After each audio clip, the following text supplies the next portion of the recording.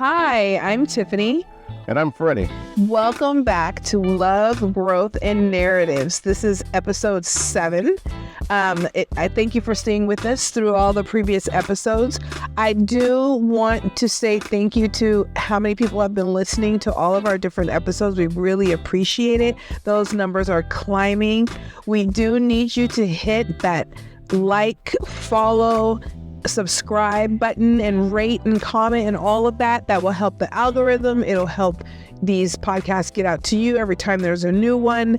We just really appreciate your support. Continue to share our podcast and give us feedback. I do have a few people who are giving me feedback on the side, and I appreciate that.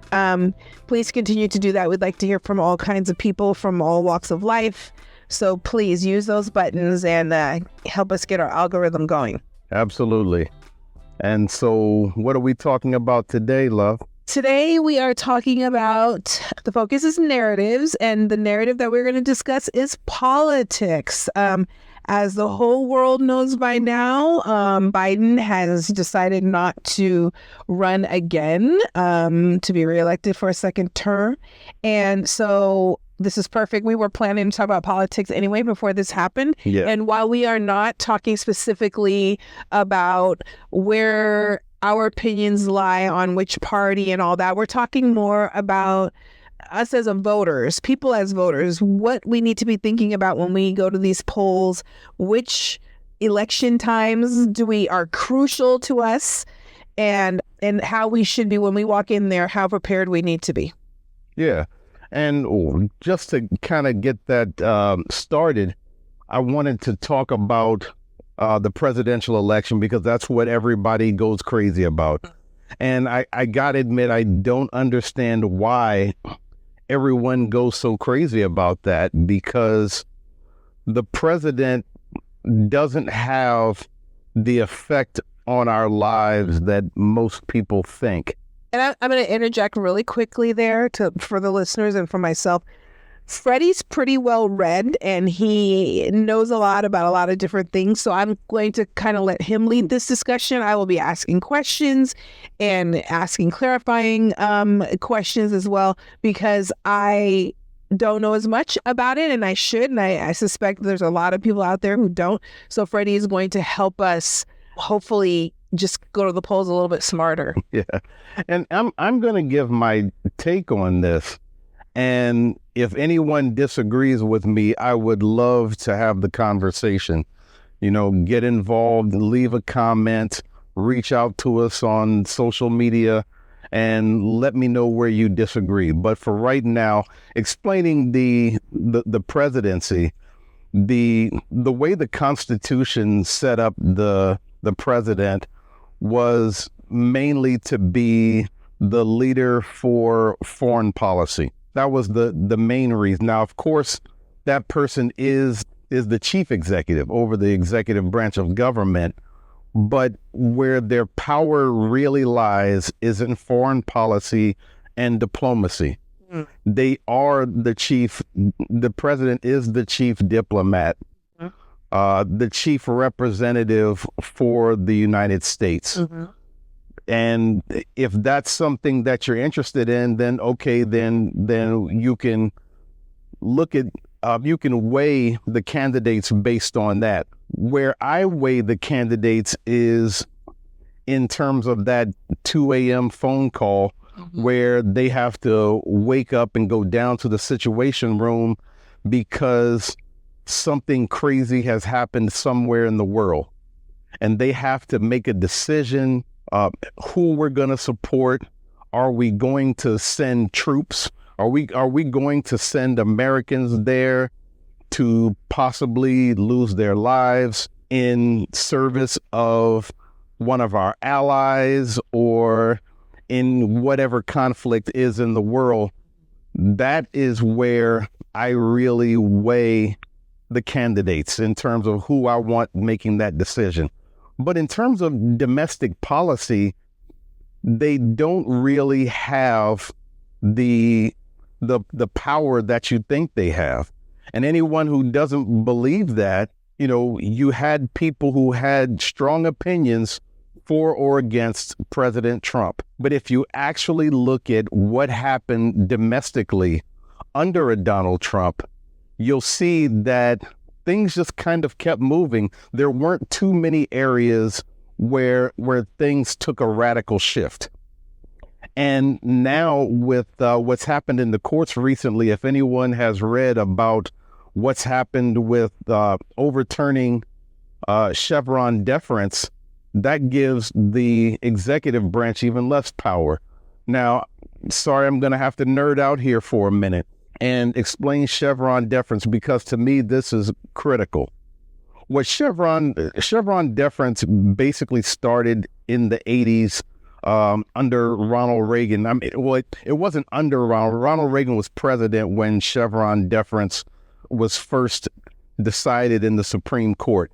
And what that is that where there's ambiguity in the law, the court says that we give deference to the expert opinions of the executive branch that's in charge of whatever that situation is.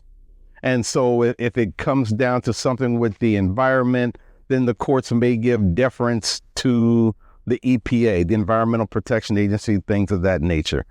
And what has happened in the course of the decades since then is that a president has used that Chevron deference to support what they want to do, whether the Congress wants it or not. So they're basically taking advantage of Congress not passing laws that are specific enough, and they're adding their own level of specificity based on their own policies and principles to fill in the blanks.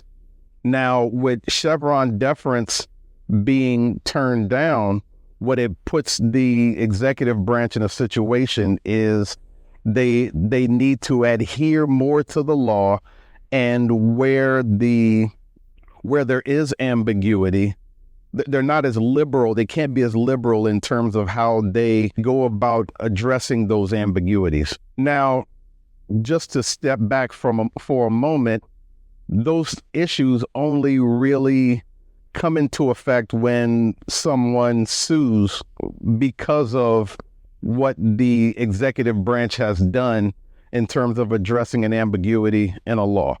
So that aside, if you look at that on its face, it does give a little bit less power and influence to the executive branch. And so when you look at this, and I see this even with Democrats, Republicans, with the way they talk about each other, since now you have Vice President Kamala Harris, who at least at this point seemed to be the presumptive nominee for the Democratic Party, as well as President Donald Trump, former President Donald Trump, being the nominee for the Republican Party.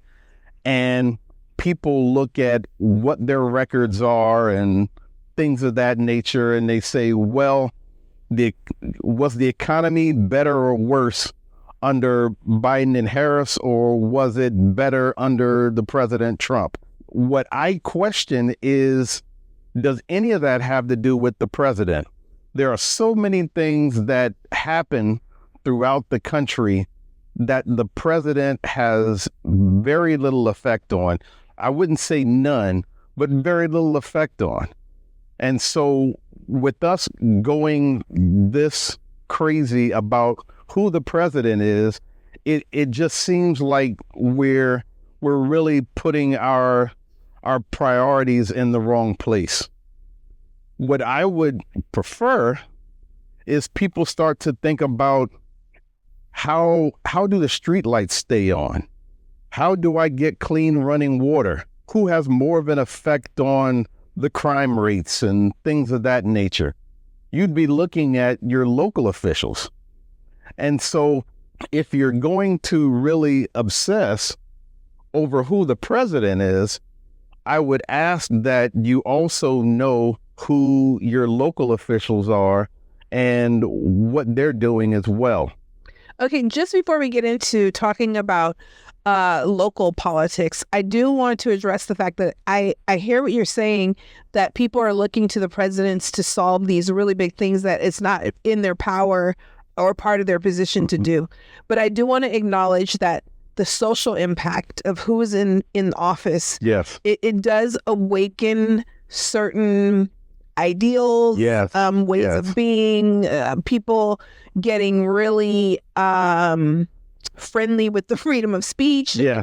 And so I know that impact is like a celebrity almost. The presidents have become like celebrities in the last Well, they are celebrities. right? They absolutely are, yes. And so the things that they say and do, and sometimes even what they wear, just really gets the country riled up. So we do want to acknowledge that in that sense, whoever the president is can really get their fan base riled up. But that is the power. That's the power and influence that we give the president.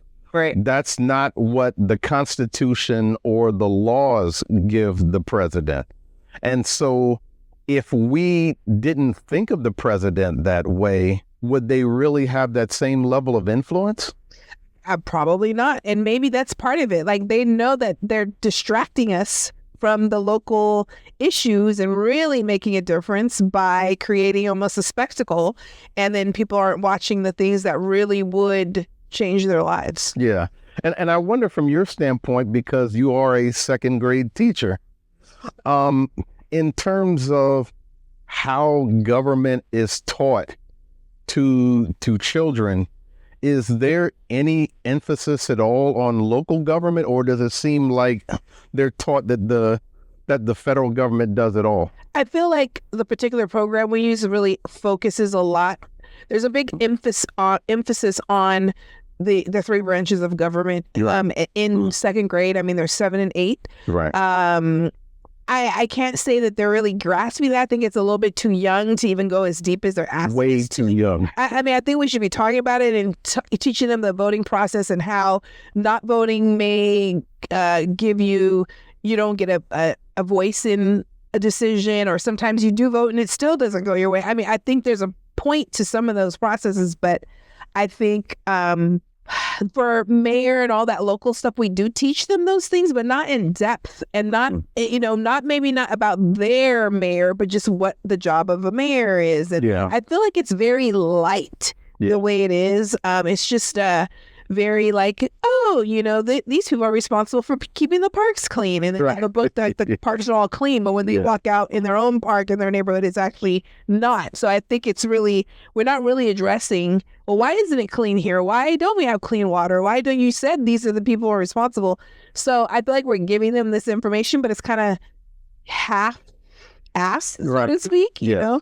And it's not really explained to them how they can really impact so that their neighborhood does look the way it does in these the curriculum that we're using, basically. So what you're saying is, and I absolutely agree with you, by the way, in terms of this is a narrative that is pushed through school, because I mean, I went to high school in the 80s, and of course even back then it was all about the federal government, but I have children who have gone through high school in the late aughts and into we have a son in high school right now.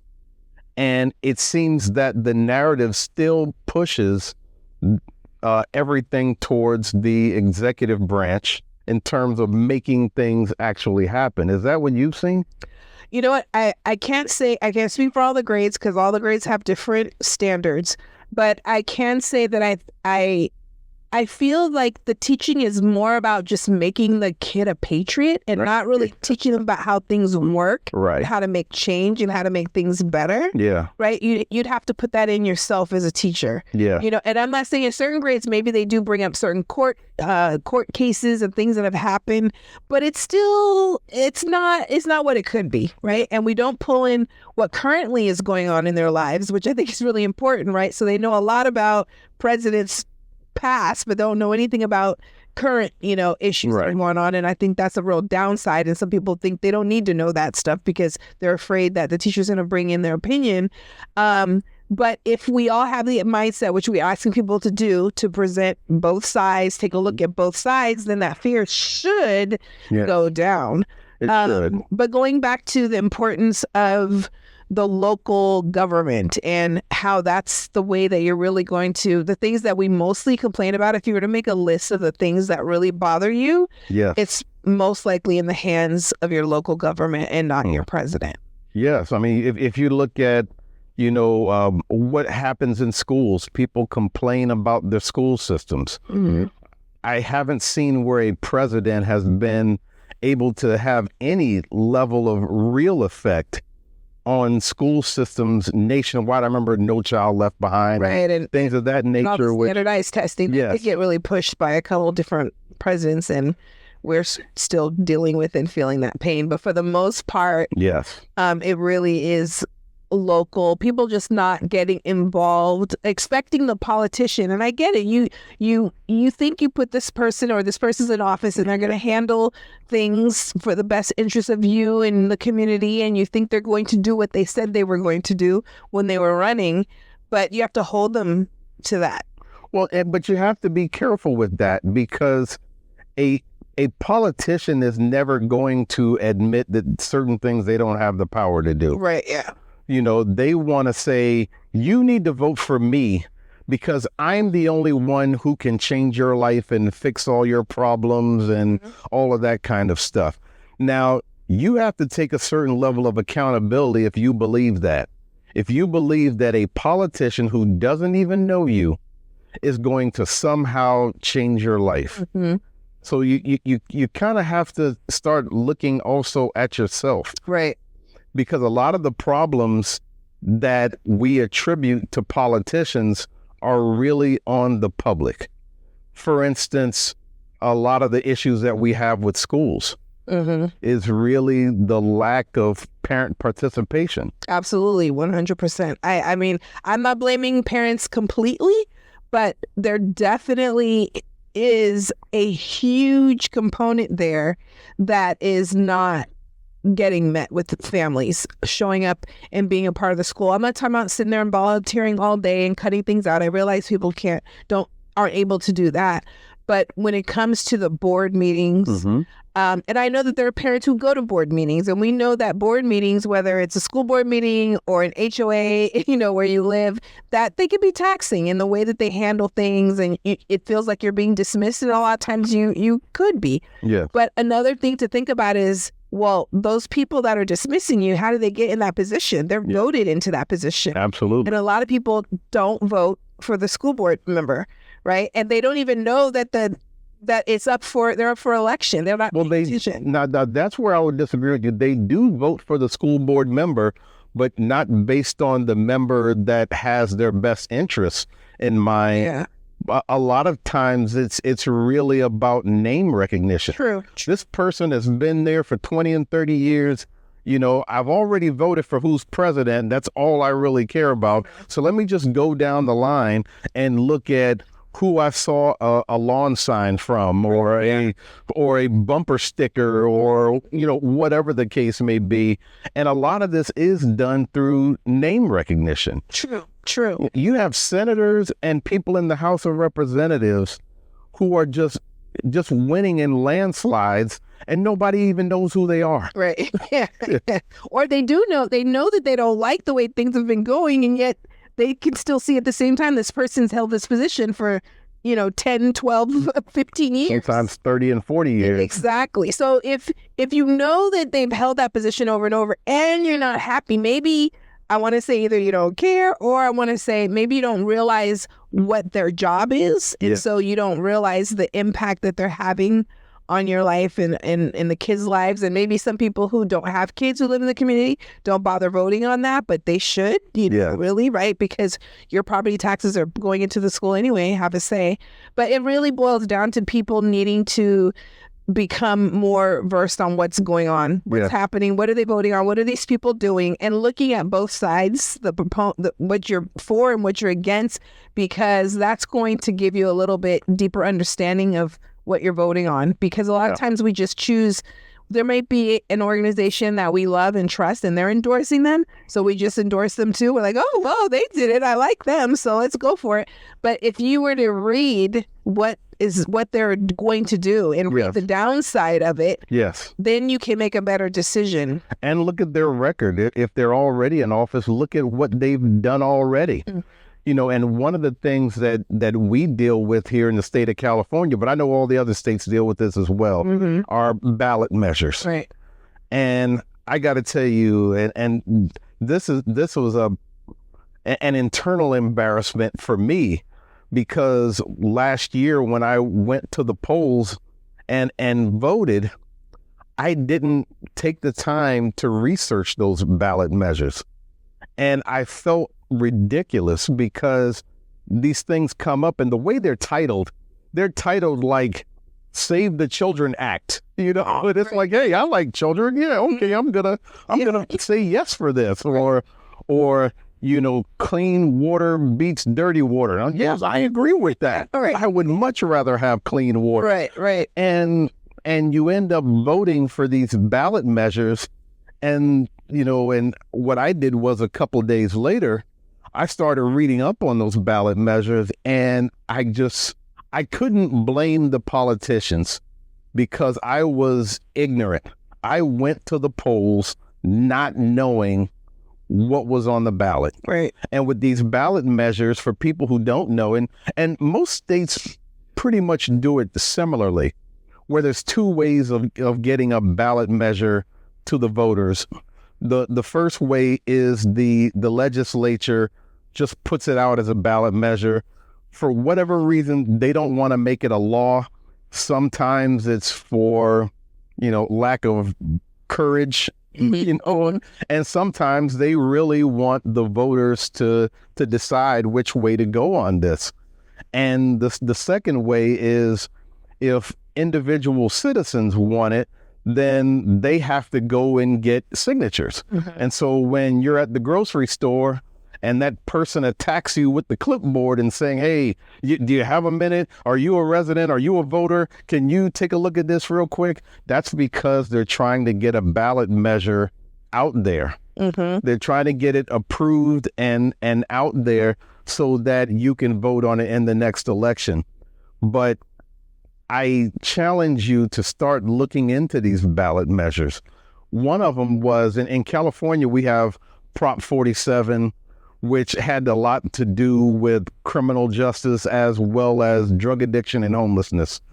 And for most people, and I would agree with them, that there have been a lot of problems that have been caused because of Proposition 47. And so what the latest ballot measure that's going to hit us in California is Proposition 36. And Proposition 36, its aim is to overturn some of those parts of Proposition 47, but it's one of those things where you really need to read it and figure it out for yourself. But one of the things that I did was, because I don't understand all the ballot measures, I needed to go to an expert. And so for Proposition 2, that had to do with education, I went to the love of my life to ask her, because she's a teacher, and I asked her to read it over. And what did you get from it? I am no expert, let me tell you that, especially when it comes to politics. But when I read it as it was written, I was like, what? Like it was like 45 pages long, and I didn't get through 45 pages. Yes. So confusing. Back all this jargon, like what are they talking about? And I my head was spinning, like what are they saying? So I said, let me go to a site that is going to tell me in, simple terms, why people are for this and why people are against this proposition. And when I read the why people are against it, it made so much more sense to me that the schools, basically, it's about beautifying the schools, right? Beautifying the property. And basically, the schools that are more lower income would get the shorter end of the stick, Yeah. right? So there's that little piece in there. Now, if you initially just read it, oh, we're going to give, grants for schools to fix up, their campuses. I want schools to be pretty. Yeah, exactly. First thing I'm thinking is we haven't been, updated in I don't know how long. This will be great. But then if you start reading deeper, it's not that I don't want that to pass, but it needs to have some adjustments made to it. And I think also when we are upset with a politician about why they didn't support something, I think sometimes we need to look into why they didn't support it. There's a particular thing going on here in LA, and I don't remember what it was. We read it, we talked about this, but the mayor, Karen Bass, she said no to something. That was the ability to fire police officers easier by the chief of police. Right. And initially, right, and we're not talking about, I hate for people to go to the whole 2020 thing and start like yelling about, whether we respect or disrespect, police officers. That's right. Not the point. I think, we're just simply talking about if a police officer does do something right that they shouldn't do. Right. That's outside of their standards. Right. Right. How that's going to be addressed. And so initially, I think everyone would say, what? Yes, it needs to be addressed. But then she shot this down. Right. And initially, when you look at it, you're like, why would she shoot that down? Mm-hmm. And her reasoning was because of ambiguity. And so what happens is in the city of LA, we have these boards, and these boards have regular citizens on there. And between the regular citizens and the police representatives, they can decide on certain bits of the fate of a police officer after something happens. And the mayor's contention was, okay, that's a good idea, but we need more specificity in terms of who has the power to do what and under what terms they would be doing it. Because if you kind of leave it ambiguous, then you have situations where you could have the exact same situation where one officer gets fired and the other one gets nothing for similar problems. Mm-hmm. And so that's why she said, well, we want to get the ambiguity out of there. So for right now, it's not good enough. Right.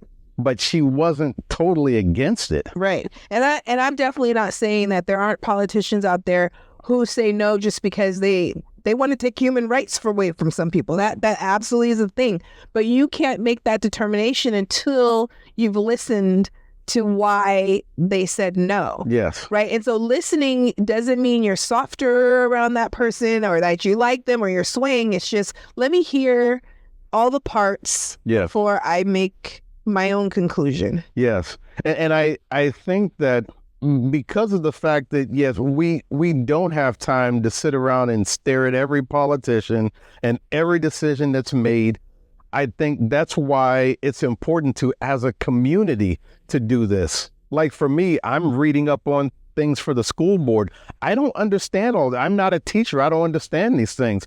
So I go to Tiffany and say, hey, what do you think? Explain this to me so that I can understand it. And then based on what she tells me, it can help me to make a decision on which way I want to go on that. Right, right. And so it's just talking to, some people don't want to talk to their friends and family about politics, but my goodness, if you can't talk to them about the things that impact both of you, I don't know. I think that's a huge deficit to take certain conversations totally off the plate with people that you care about and who may be able to help you understand something or that you can help them understand something.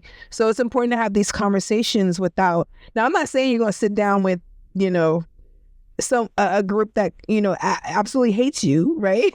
That's not what I'm saying at all. We're talking about good faith arguments. Good faith arguments, actual sincere arguments. But I think that as we get smarter as a community, it forces the politicians to come at us totally differently. And so people get upset at politicians as a whole. But if you're going to get upset with politicians, you have to get upset with yourself. Because like Love, like you said earlier, if we just continually vote for that same person that we don't like, then how are we helping the situation? And then we get on social media and say how bad that person was, but we're not taking the time to even learn what we're against and what we're for. So we have to do a better job on this. And I would encourage you, especially the folks that are going crazy over Kamala Harris versus Donald Trump or whoever, who are your local officials? Who's your city council person, or who is your county executive, or your city mayor, or your school board? All of these different types of things. For those of you who live in the state of California, one of the places you can go is findyourrep.legislature.ca.gov. That is one place where you can go to find out who your local assembly person is, as well as your senator. And if you live in the city of Los Angeles, like we do, the city's government website, and most websites have something like this, where you plug in your address and they'll tell you at a city level who all is in charge. And you can start looking at those people. You can start reaching out to those people. Because I tell you, a city council person is a whole lot easier to reach out to than a presidential candidate. And these are the people who really make decisions that affect a lot of the pieces of your life. But don't forget that you can't expect a politician to care more about you than you do. Absolutely. Like, we have to come together as a community and help each other and make changes together, because we're not going to find a politician who's going to do everything that needs to be done so that we have the best human experience. It's not going to happen. Like, we're going to have to do some of that work. Yeah. A lot of it, probably. And they shouldn't do all of these things. Right. You know, we are still expecting the police department to raise our children. We're expecting the school system to raise our children.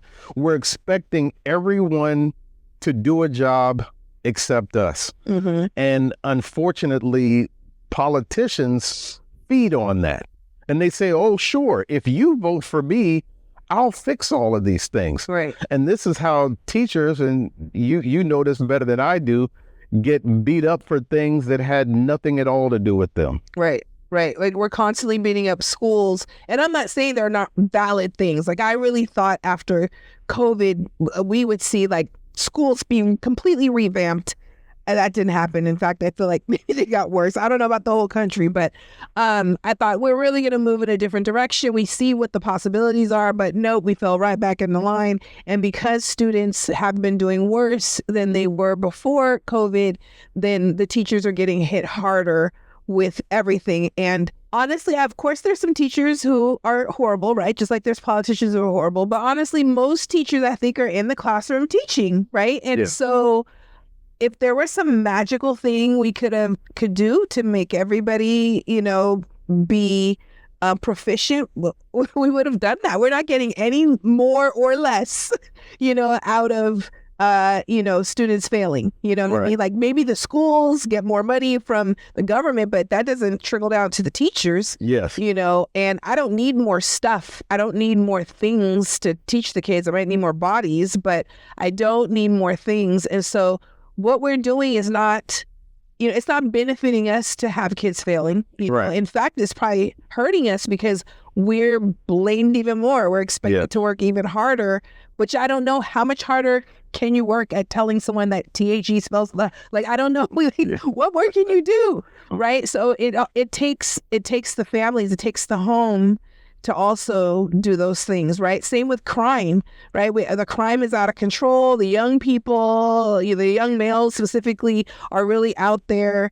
Some of them are really out there doing a lot of crime. Well, let's go back to home. Like, why is a 15-year-old out at 2 a.m.? I don't know. Like, is that the teacher? Is that the police officer? Right. Or what? So we have to all come together. Like, I'm willing to help a parent when they don't know what to do, or I'm all there. Like, I will be your kid's advocate as much as I can, but I cannot make these changes. Sometimes I feel like we're looked at as politicians, or we're looked at as doctors, like we're these miracle workers. And teachers can make a difference. We really can. But there are some groups that are trying to keep us from making that difference, because that difference that a lot of us are trying to make is making your kid think outside the box. And some people don't want that. And, yes. And those people who are doing those types of things where they're banning conversations and people and books and all of that, they are a very small group of people who are doing it. But the point is they're doing the work. They're going out there and doing the work. And they're not taking no for an answer. Right. And these oftentimes, that's the interesting part, because when we started reading about these groups, they're not large groups. No. But they're groups that are persistent, and they're not taking no for an answer. Imagine what you care about in life and the things that you would want politicians to do. And if you and a few friends started going to these school board meetings and going to consistently. Yes. Can't go once or twice, be upset and never reach. Yes. And going to local city council meetings and all these others and not taking no for an answer. Imagine what a small group of people could do. But you have to get involved. You can't expect the president to do this. You can't expect the mayor or the city council or the school board or the teacher or the police officer to fix society. Right. You have to jump in and do your part. Right. And what they can do is they can move out of your way so that you can help to fix things, or they can complement what you're doing, what your efforts are, especially when it comes to schools. You know, if more and more parents were involved, then now you have a partnership between the parents and the teachers, and you'll probably find that, you know, these kids get in a lot less trouble. Right. And they learn a whole lot more when they know that there's nowhere to hide. Right. They can't go home and hide from it. They can't go to school and hide from it. Right. You know, and I mean, because that's what I dealt with. You know, my mother was a teacher, and she knew all of my teachers. And so there was really nowhere for me to hide. I couldn't, and I tried. Believe me. I tried. I couldn't get away with anything. Right. But I can't imagine what kind of person I would be if either the school or my parents didn't care. Absolutely. I don't know who I would have been. Right. All right. I really don't know. Right. You know, and if you look at how much I get into politics and stuff like that, that's largely because my parents made me learn these things. Going back to the election of Ronald Reagan when he beat Jimmy Carter, you know, when I was 9 years old. From then on, my parents made sure I knew what was going on. I didn't have a choice. I couldn't run from it. Wow. I know it might be a little bit abusive, but okay. You know, you're going to read this Newsweek. No. Oh, I had a Newsweek subscription for 20 years. And during that time, I also had subscriptions to the Wall Street Journal, Washington Post, because I'm from Maryland. And yeah, I got to a point where once my parents stopped forcing it on me, I kept up with a lot of it. Right. And the more I kept up with it, the more I was wondering why people care so much about these personalities. And, you know, we have to do a better job on our own. And we leave it to the politicians to do what's left, but also to do what we tell them to do. Right. So we actually have more power than we probably exercise. Absolutely. And so while I know life is busy, like, you know, and everyone's life is different, right? Some people are working 6-7 days a week and long hours and, you know, multiple children or whatever the case may be, right? Caring for elderly, whatever it is that you're going through, right? Everybody's life is different. You still are going to have to put a little more time into this. Your life will improve if you are making informed decisions about who we have in office. And I know that's hard to see. I read online people saying, it doesn't matter. My vote doesn't count. It doesn't matter. Well, it doesn't count if you don't use it, right? Right. For sure, right? Yes. And it doesn't count if you're throwing it around and you're not really putting it where it needs to go. So I think coming together more and as a community and doing what we need to do outside of politicians, and then as well as when it comes to politicians, making sure that we're knowledgeable and voting, with some kind of background on things that will greatly impact our lives. Absolutely. Absolutely. And as we, start to bring this podcast to a close, I really encourage everyone to get to know the local politicians. I'm not saying that you shouldn't care at all about who the president is. They are impactful. They do have an effect on your life, but I suspect that it's a lot smaller than you think it is.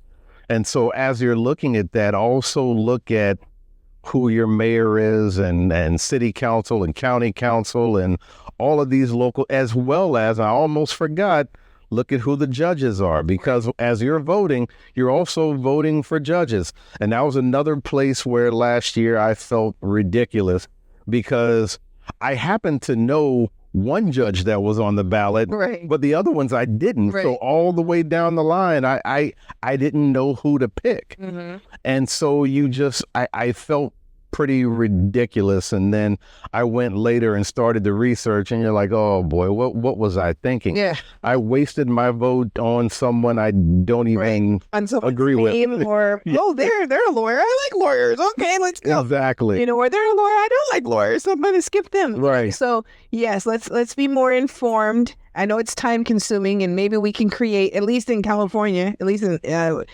Los Angeles area as well, we can create some kind of information that'll help the voters here. But hopefully wherever you live, you can find some resources that'll help you better make choices when you get to the polls. Yeah.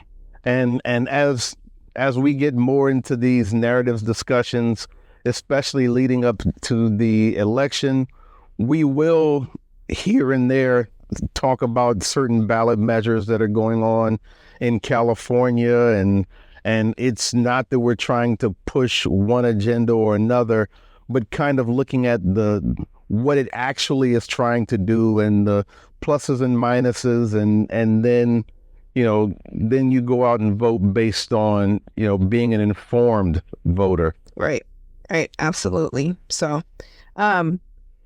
thank you once again for listening and sharing and pushing that like, subscribe, follow button. Yeah. It's a rating, leaving a comment. Please continue to do that. Please support us on whatever platform it is that you've been listening to us so far. Show your love. Share. I can't say that enough. And we really appreciate that you're hanging out with us this far. Thank you so much. I appreciate your time.